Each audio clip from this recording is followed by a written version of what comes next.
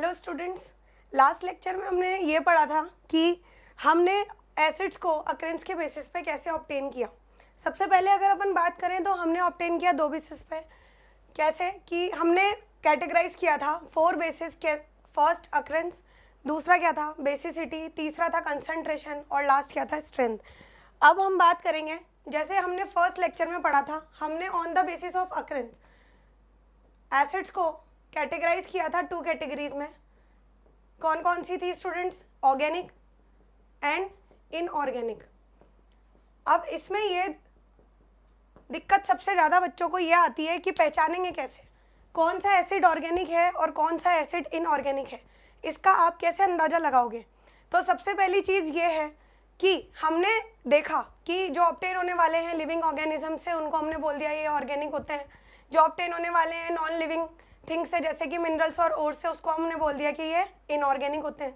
लेकिन आपको कैसे पता लगेगा कि कौन सा एसिड इनऑर्गेनिक है और कौन सा एसिड ऑर्गेनिक है? तो उसका अंदाज़ा लगाने के लिए हम सबसे पहले स्टडी इस चीज़ में ये करते हैं कि जिसके अंदर कार्बन और हाइड्रोजन का बॉन्ड होगा उसको हम किस कैटेगरी में रखेंगे? ऑर्गेनिक एसिड की कैटेगरी में। जैसे अगर अपन बात करें किसी भी एसिड की, नॉर्मल हम एक एग्जांपल ले लेते हैं। मैंने बहुत सारे एसिड्स तुम्हें लास्ट लेक्चर में बताए थे। कौन कौन से एसिड बताए थे? एसिटिक एसिड बताया था, फॉर्मिक एसिड बताया था, ब्यूटायरिक बताया था, ऑलिक बताया था, और भी फर्दर एग्जांपल्स हमने देखे थे। तो हम इसमें ये देखेंगे कि जैसे मान लो हमने एक एसिड लेते हैं हम, फॉर्मिक एसिड HCOOH। अगर हम इसका स्ट्रक्चर ड्रॉ करेंगे तो हम ये देखेंगे कि H single bond O, double bond O, OH। ये सारे स्ट्रक्चर्स आप फर्दर स्टडीज़ में देखेंगे कि किस तरीके से ड्रॉ होता है जब आप हायर क्लासेस में चले जाएंगे। बट जो बेस है वो अभी से तैयार हो जाना चाहिए, इसलिए आपको पता होना चाहिए कि कार्बन हाइड्रोजन का बॉन्ड होना नेसेसरी है अगर आप किसी भी चीज़ को ऑर्गेनिक कैटेगराइज कर रहे हैं। तो हम ये देखेंगे कि इसके अंदर क्या प्रेजेंट है? कार्बन और हाइड्रोजन का बॉन्ड। तो इसको हमने क्या बोल दिया? Organic acid. लेकिन अगर अपन बात करें इनऑर्गेनिक एसिड की, तो ये ऑब्टेन हुए थे किससे? नॉन लिविंग सोर्सेज से, ठीक है, मिनरल्स और ओर से। तो इसके अंदर बच्चों कार्बन और हाइड्रोजन का बॉन्ड प्रेजेंट नहीं होगा। फॉर एग्जांपल अगर अपन बात करें जैसे कि HCl, HNO3, H2SO4 और भी फर्दर बहुत सारे एसिड्स जो मैंने बताए थे आपको, ठीक है। तो सारे एसिड्स, इनमें क्या आपको कार्बन हाइड्रोजन का बॉन्ड नजर आ रहा है? नहीं। तो इसका मतलब ये किसकी कैटेगरी में फॉल होंगे? Inorganic acid. अब डाउट आएगा आपको यहाँ कि इनऑर्गेनिक एसिड में मैंने बताया था कार्बोनिक एसिड। कार्बोनिक एसिड में जैसे कि अगर अपन बात करें H2CO3 को हम क्या बोल देते हैं? Carbonic acid. लास्ट लेक्चर में मैंने बच्चों ये भी बताया था कि कार्बोनिक एसिड जो है वो सॉफ्ट ड्रिंक्स में हमारे यूज होता है। आई बात समझ में? अब हम देखेंगे इसको स्ट्रक्चर के थ्रू, कैसे कि carbon double bond O, single bond O और ये H। इसके अंदर कार्बन और हाइड्रोजन दोनों प्रेजेंट है, बट इसके अंदर कार्बन और हाइड्रोजन का बॉन्ड प्रेजेंट नहीं है, इसलिए हम इसको किसकी कैटेगरी में फॉल करेंगे? Inorganic acid. तो इस तरीके से आप इस चीज को समझेंगे कि जिसके अंदर कार्बन और हाइड्रोजन का बॉन्ड प्रेजेंट होगा वो किसके अंदर फॉल होंगे? Organic acid.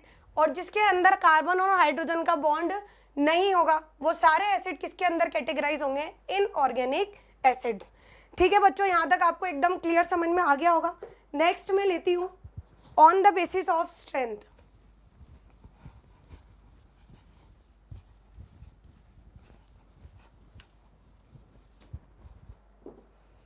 सेकंड अगर अपन बात करें तो बात करेंगे हम on the basis of strength. तो on the basis of strength हम देखेंगे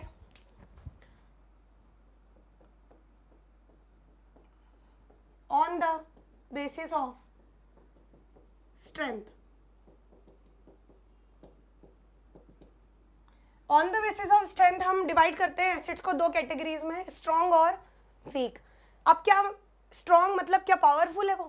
क्या उसके पास बहुत ज़्यादा स्ट्रेंथ है, बहुत पावर वाला है वो? ऐसा कुछ नहीं है। स्ट्रॉन्ग का मतलब क्या होता है कि जो कंप्लीटली आयोनाइजेबल होगा। आयोनाइजेबल का मतलब क्या होता है कि जितने उसके पास H प्रेजेंट होंगे मॉलिक्यूल के अंदर वो उनको डिसोसिएट करके H+ में कन्वर्ट कर देगा। अगर अपन बात करें तो on the basis of strength सबसे पहले हम बात करेंगे किसकी? स्ट्रॉन्ग एसिड्स की। तो बच्चों हम ये देखेंगे कि स्ट्रॉन्ग एसिड होता क्या है। क्या होता है strong acid? Acids that has completely replaceable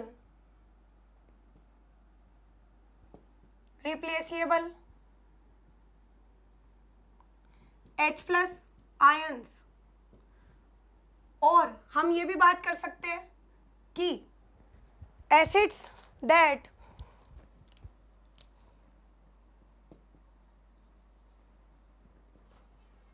show complete dissociation.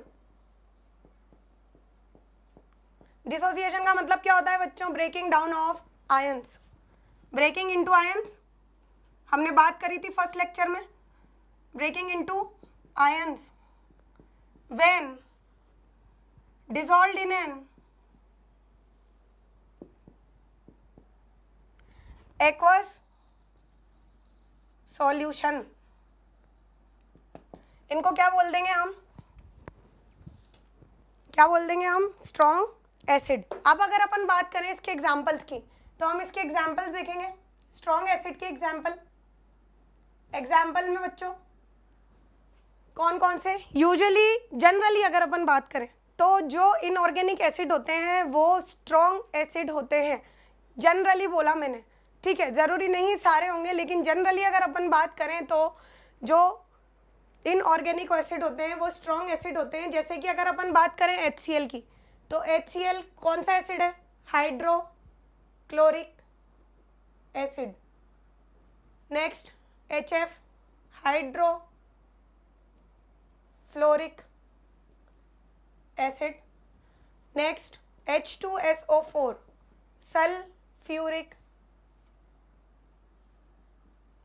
Acid. Next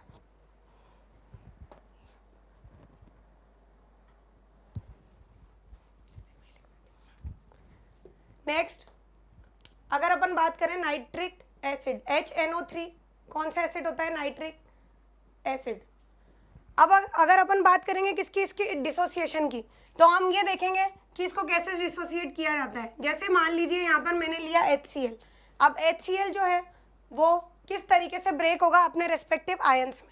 इसके पास एक H प्लस है, तो वाटर में जाने के बाद ये एक H प्लस देने के बाद क्या बना लेगा? हाइड्रोनियम आयन बना लेगा। हमने फर्स्ट लेक्चर में बहुत अच्छे से इस चीज़ को समझा था, ठीक है। तो यहाँ पर क्या बन जाएगा? H प्लस और Cl माइनस। नेक्स्ट H2SO4 ये टूटेगा, क्या बनाएगा? अब इसके पास कितने H है? 2 H हैं, तो ये टूटेगा किस तरीके से? 2H plus plus SO4 minus 2। Next HNO3 जो है वो टूटेगा किस तरीके से? H plus plus NO3 minus. तो आई बात समझ में? कंप्लीट आयोनाइजेशन हो रहा है, इसका मतलब ये एसिड किस तरह का एसिड होगा? स्ट्रॉन्ग एसिड, ठीक है। अब नेक्स्ट हम बात करेंगे किसकी? Weak acid.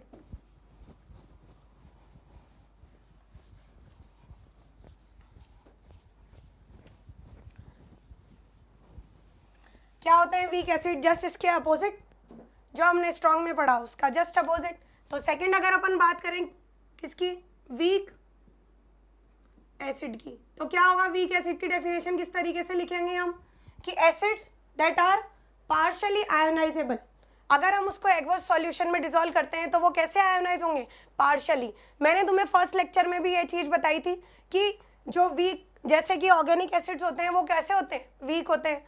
यूजुअली अगर अपन बात करें, जैसे मैंने तुम्हें बताया था कि फ्रूट्स में प्रेजेंट होते हैं वीक एसिड्स, हम उन्हें कंज्यूम भी करते हैं, वो हमें हमारी बॉडी को कोई नुकसान भी नहीं पहुंचाते, ठीक है। तो नेक्स्ट हम बात करेंगे वीक एसिड की और इसकी डेफिनेशन लिखेंगे। तो डेफिनेशन किस तरीके से लिखेंगे बच्चों? Acids that are partially ionisable, that is breaking into ions when dissolved in an aqueous solution। आई बात समझ में? अब मैंने बहुत लंबी चौड़ी लिस्ट बनवाई थी पिछले लेक्चर में, मैंने तुम्हें इतने सारे एसिड्स बताए थे जो कि ऑर्गेनिक एसिड्स थे, और यूजुअली ऑर्गेनिक एसिड्स क्या होते हैं? वीक एसिड्स होते हैं जिन्हें हम इजीली कंज्यूम भी कर सकते हैं और हमारे डे टू डे रूटीन में वो काम भी आते हैं। ठीक है, मैंने तुम्हें बताया था साइट्रिक एसिड होता है किसमें प्रेजेंट होता है? साइट्रस फ्रूट में प्रेजेंट होता है। ठीक है, तो हम बात करेंगे वीक एसिड की, तो एग्जाम्पल लेंगे। सबसे पहले लेते हैं एसिटिक एसिड का। एसिटिक एसिड, नेक्स्ट आता है HCOOH, फॉर्मिक एसिड। ये दोनों क्या होंगे? वीक एसिड होंगे। एक आता है ऑक्जेलिक एसिड। लास्ट टाइम जब मैंने तुम्हें बताया था पिछले लेक्चर में, तो मैंने तुम्हें बहुत सारे एसिड्स लिखाए थे, उसमें रह गया था एक टोमेटो। ठीक है, तो उसके अंदर प्रेजेंट होता है क्या तुम्हारा? Oxalic acid. तो इसको लिखेंगे आप ऑक्जेलिक एसिड। और ये किसके अंदर प्रेजेंट होता है बच्चों? टोमेटो के अंदर प्रेजेंट होता है। ठीक है, आई बात समझ में? अब हम देखते हैं इनका डिसोसिएशन, ये किस तरीके से डिसोसिएशन शो करेंगे। तो देखो, जैसे CH3COOH है। ठीक है, तुम्हें लगेगा यहाँ पर 4 हाइड्रोजन है, चारों टूट जानी चाहिए और एक आयन बन जाना चाहिए, बट ऐसा नहीं होगा। चारों हाइड्रोजन अपने आप को ब्रेक नहीं करेंगी। क्यों? क्योंकि ये वाले बॉन्ड स्ट्रांग होंगे और ये वाले बॉन्ड वीक होंगे। आगे जाके जब तुम फर्दर स्टडीज़ में पढ़ोगे तब तुम्हें ये चीज़ें बहुत अच्छे से समझ में आएंगी। अभी तुम्हारे लिए ये समझने की चीज़ है कि अगर ये ब्रेक होगा तो ये किस तरीके से ब्रेक होगा। ये वाली जो हाइड्रोजन प्रेजेंट है, देखो यहाँ पर अगर मैं इसका स्ट्रक्चर बनाती हूँ CH3COH का, तो इस तरीके से इसका स्ट्रक्चर बनेगा HCOOH। ठीक है, साइड वाला हाइड्रोजन जो होगा वो रिप्लेसेबल है, इसका मतलब वो क्या होगा? आयनाइज फॉर्म में आ जाएगा। तो यहाँ से ये हाइड्रोजन क्या होगा? रिमूव हो जाएगा। तो ये किस में कन्वर्ट हो जाएगा? H plus plus CH3COO minus. आई बात समझ में? तो इसलिए हमने इसको क्या बोल दिया? Weak acid. थे कितने हाइड्रोजन? 4, लेकिन टूटे कितने? 1, इसलिए हमने इसको क्या बोल दिया? वीक। क्योंकि आप ये देख रहे हैं कि डेफिनेशन के अकॉर्डिंग हम क्या कर रहे हैं? पार्शियली आयनाइजेबल जो स्टेप है वो हम फॉलो कर रहे हैं, और फॉलो करने के बाद हमने देखा कि थे कितने हाइड्रोजन? 4, लेकिन टूटा कितना? 1। नेक्स्ट आप खुद ट्राई करेंगे HCOOH का, और उसके बाद देखिए तो इसका निकलेगा H प्लस COO माइनस। क्या ये ऐसे आयनाइज होगा?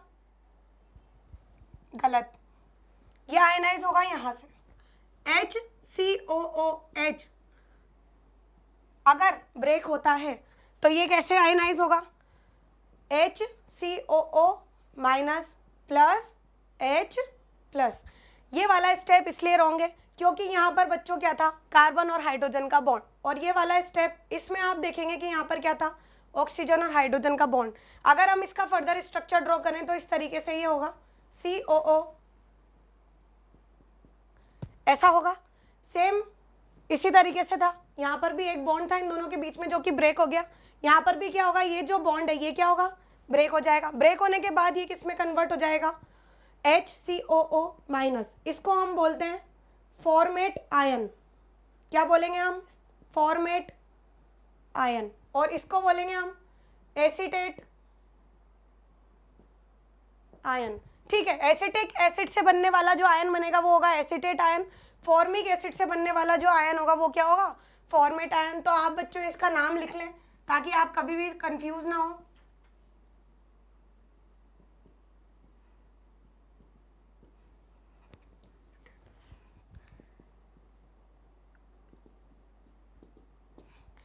तो आप जब भी डिसोसिएशन कराएं तो इस चीज़ का ध्यान रखें कि यहाँ पर कार्बन और हाइड्रोजन के बॉन्ड को ना तोड़ें, बाकी आगे जो स्ट्रक्चर बना हुआ है उसको अच्छे से देखें और फिर उसके बाद ही इसका डिसोसिएशन शो करें। आई बात समझ में?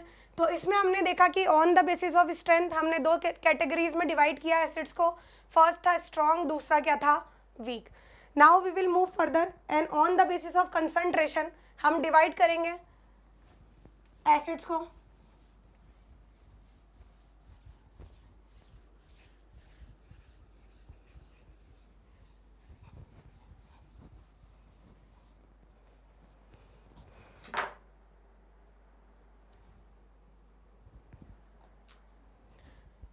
Next third number, on the basis of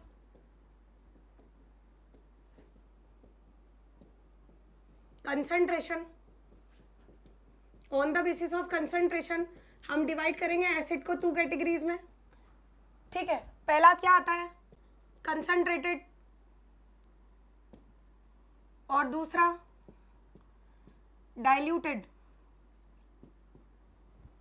अब सबसे पहले तो आप टर्म्स को समझें कि कंसंट्रेटेड डाइल्यूटेड का मतलब क्या होता है। ठीक है, कंसंट्रेटेड का मतलब क्या है, डाइल्यूटेड का मतलब क्या है। तो सबसे पहले इसको समझने के लिए हम एक सिंपल सा एग्जाम्पल लेते हैं। हम यहाँ पर लेंगे 2 बीकर्स, इस तरीके से हम लेंगे 2 बीकर्स, लिया हमने 2 बीकर्स। अब क्या होगा, देखो इसके अंदर मैंने क्या लिया है, दोनों के अंदर ही यहाँ पर फिल किया है 100 ml सॉल्यूशन, इसके अंदर भी 100 ml सॉल्यूशन है और इसके अंदर भी क्या है 100 ml सॉल्यूशन। अब बच्चों तुमने पहले कभी ना कभी तो पढ़ा ही होगा सॉल्यूट और सॉल्वेंट क्या होते हैं। सॉल्वेंट वो होता है जो लार्जर अमाउंट में होता है और सॉल्यूट क्या होता है जो कम अमाउंट में प्रेजेंट होता है। अब अगर अपन बात करें सॉल्यूशन की तो सॉल्यूशन किससे बनता है, सॉल्यूट और सॉल्वेंट से मिलकर बनता है। आई बात समझ में। तो देखो अगर मान लीजिए कि इसमें 25 ml क्या प्रेजेंट है सॉल्यूट और 75 ml क्या प्रेजेंट है सॉल्वेंट। यहाँ पे अगर अपन बात करें तो इसके अंदर 20 ml क्या प्रेजेंट है सॉल्यूट और इसके अंदर क्या प्रेजेंट है 80 ml सॉल्वेंट। है ये दोनों सॉल्यूशन बराबर, बट आप देखेंगे कि सॉल्यूट और सॉल्वेंट की कंसंट्रेशंस में डिफरेंस है। अब अगर अपन बात करें सॉल्यूट और सॉल्वेंट की तो सॉल्यूट का अमाउंट बच्चों किस में ज़्यादा है, ए बीकर में या बी बीकर में, तो ऑब्वियस सी बात है बी बीकर में ज़्यादा है। ठीक है, तो इसके अंदर सॉल्यूट का अमाउंट ज़्यादा है तो इसका मतलब ये वाला जो होगा ये कैसा होगा बच्चों कंसंट्रेटेड, और ये वाला जो बीकर है ये कैसा होगा डाइल्यूटेड। आई बात समझ में। तो इसी एग्जाम्पल से तुम्हें बहुत अच्छे से ये चीज़ समझ में आ गई होगी कि कंसंट्रेटेड और डाइल्यूटेड का बेसिक मीनिंग क्या होता है। लेकिन एसिड्स के केस में हम किस तरीके से उसको देखेंगे हम फर्दर देखते हैं। तो सबसे पहले हम बात करें अगर कंसंट्रेटेड की तो कंसंट्रेटेड क्या होता है, कंसंट्रेटेड का सीधा सा मतलब क्या कि नो और less amount of water and more amount of acid, मतलब एसिड ज़्यादा पानी कम, और डाइल्यूटेड का बिल्कुल उल्टा कर दो पानी ज़्यादा एसिड कम। ठीक है, तो सबसे पहले हम देखेंगे किसका concentrated acid. Concentrated acid laboratories में जो यूज़ होता है, मैक्सिमम जो हमारे लेबोरेटरीज में यूज़ होता है वो होता है बेटा कंसंट्रेटेड। ठीक है, उसको पानी में डालने के बाद हम डाइल्यूटेड फॉर्म में लेकर आते हैं। ठीक है, तो कंसंट्रेटेड का मतलब क्या लिखेंगे आप, acid that contains very less or no amount of water is known as concentrated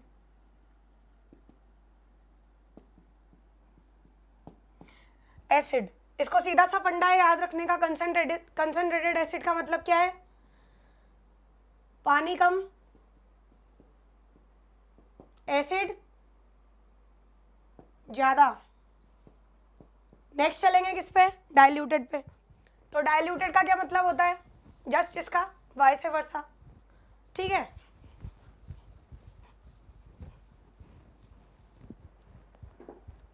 next है diluted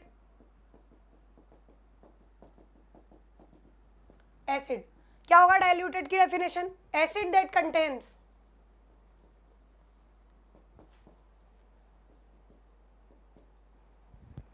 more amount of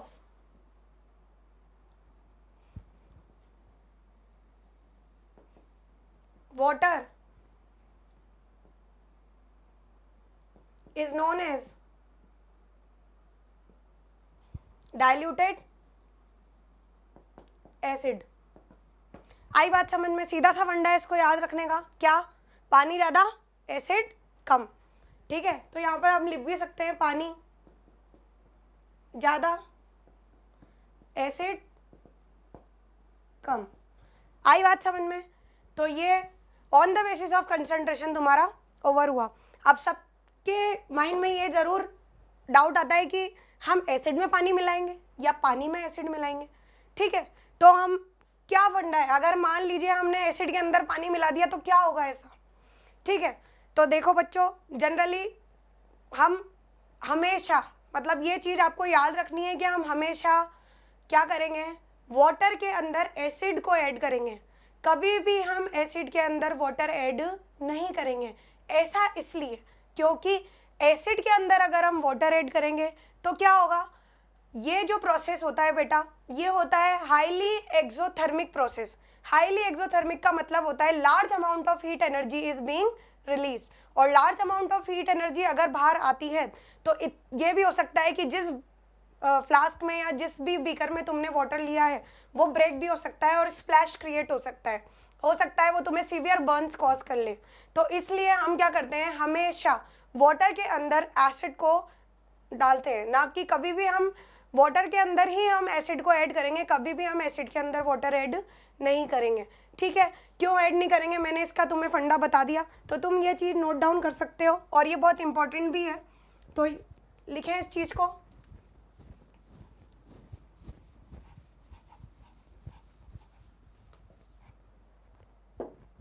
note, we add acid is always added to water drop wise। ये चीज याद रखना है। ऐसा नहीं है कि पूरी बोतल उठाई और पानी के अंदर डाल दी, ये भी नहीं करना है, क्योंकि उसमें भी large amount of heat energy he release होगी। तुम पानी के अंदर एसिड डाल रहे हो तो उसकी तो एनर्जी है ना कुछ, तो वो रिलीज होगी। तो इसलिए हमें क्या करना है, ड्रॉप वाइज ऐड करना है। आपको बिल्कुल धीरे धीरे एसिड को ड्रॉप करना है, क्योंकि अगर आप ऐसा नहीं करेंगे तो हो सकता है कि वो भी आपके ऊपर स्प्लैश क्रिएट कर दे। तो acid is always added dropwise to water. अब इसके अंदर एक चीज लिखेंगे, यहाँ पे छोटा सा हम डायग्राम बनाएंगे। यहाँ पर हमने लिया एसिड, मान लीजिए कौन सा एसिड लिया हमने, H2SO4 ले लेते हैं। ठीक है, इसको हमने किस में डाला, वाटर में डाला। ठीक है, वाटर में डाला तो क्या होगा, डाइल्यूट हो जाएगा और क्या होगा। ठीक है, नेक्स्ट हम देखेंगे, अगर हम मान लीजिए आपने यहाँ पर H2SO4 ले लिया, बहुत होशियारी दिखाई अपनी, और यहाँ पर आप डाल रहे हैं पानी डाइल्यूट करने के लिए इसको, तो क्या होगा, ये प्रोसेस कैसा है, हाईली एक्सोथर्मिक, और इसकी वजह से क्या होगा, मे कॉज सेवियर बर्न्स और ग्लास में ब्रेक, हो सकता है कि ये बीकर भी टूट जाए। ठीक है, आई बात समझ में। एक्सोथर्मिक का मतलब होता है हीट का रिलीज होना। ठीक है, तो ये वाला प्रोसेस हमें कभी भी फॉलो नहीं करना है। हमेशा जब भी हम डाइल्यूशन करेंगे एसिड का तो हमें कौन सा फॉलो करना है process, acid added into water. ठीक है, तो इस लेक्चर में हमने बच्चों ये सीखा कि सबसे पहले कि जो एसिड होते हैं स्ट्रेंथ के बेसिस पे दो तरीके से होते हैं, एक तो स्ट्रॉन्ग होगा और एक वीक होगा। मैंने तुम्हें कैटेगराइज करना बता दिया है कि किस तरीके से आप स्ट्रॉन्ग को पहचानेंगे, किस तरीके से आप वीक को पहचानेंगे। नेक्स्ट हमने बात करी on the basis of concentration.